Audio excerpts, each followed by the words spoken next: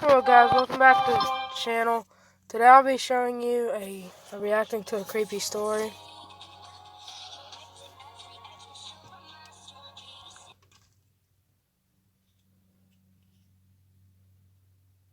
This event happened when I was around 13 years old.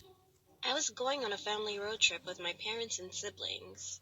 My brother was 16 at the time and my half-sister was 21. I don't completely remember where we were going or where we stayed since it was almost 15 years ago.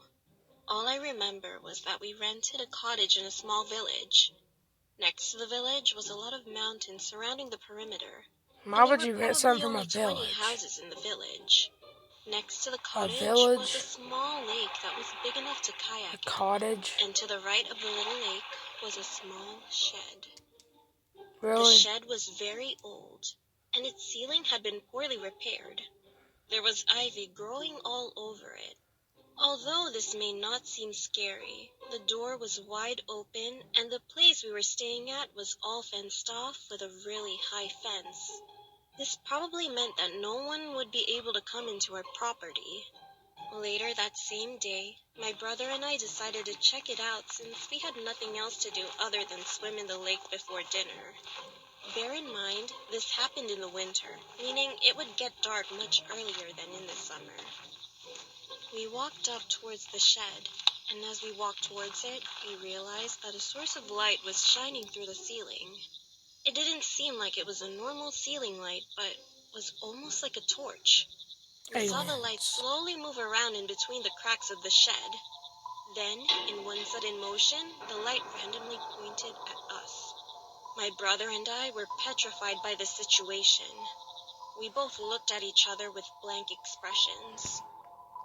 Our parents were in the lounge watching TV, so they wouldn't be able to hear us at all if we cried out for help.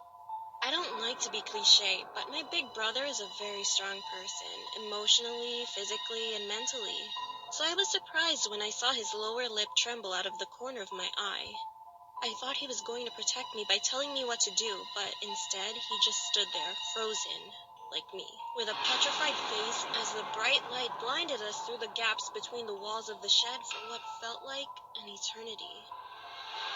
Suddenly, the light switched off. A small sense of relief hit me as the light turned off, but I was still scared for my life. Because the light was shining on our faces for so long, our eyes were not used to the dark. When we tried to escape by running in the opposite direction towards the cottage, we couldn't see where we were going. Then, as if the situation couldn't get any worse, we heard a loud shuffling sound coming from the shed. We could hear the sound starting to crescendo as we ran silently towards the cottage. The sound was getting louder and louder. Soon after, I could just make out a hollow voice coming from behind us. I hesitantly looked behind me. To my horror, I saw a middle-aged man standing next to the shed with a flashlight in his Yo. hand. His hands were covered in what looked like blood, and his hair was greasy as if he never showered once in his life. He had a long beard that looked tangled and disgusting. In a faint voice, he said, "Come here, child. I have many toys in here. Do you want to play some games with me?" He Dang. said this with a creepy smile and eyes wide open without blinking. He looked as if he was talking to me. I instantly screamed as loud as I could, and my brother grabbed my hand with dear life as we sprinted back into the cottage. We told our parents what happened, and I hugged my brother and sister with tearful eyes. They didn't believe us at first because they were so shocked by the situation and so confused. But when they saw the monstrous Oh. man's face pressed up against the window with a bloody butcher's knife in his hand, they screamed in horror and immediately called the police. The police were nearby since it was a small town, but as the sirens came, we saw the man run back to his shed, and unfortunately, they never caught him. They asked us what he looked like and what he said to us. The police told us that a girl that looked similar to me and was roughly the same age as me was murdered last month because of that man we saw from the shed. Hmm. I can't imagine what would have happened if we stayed in a busy town that weekend, or if the police didn't make it in time.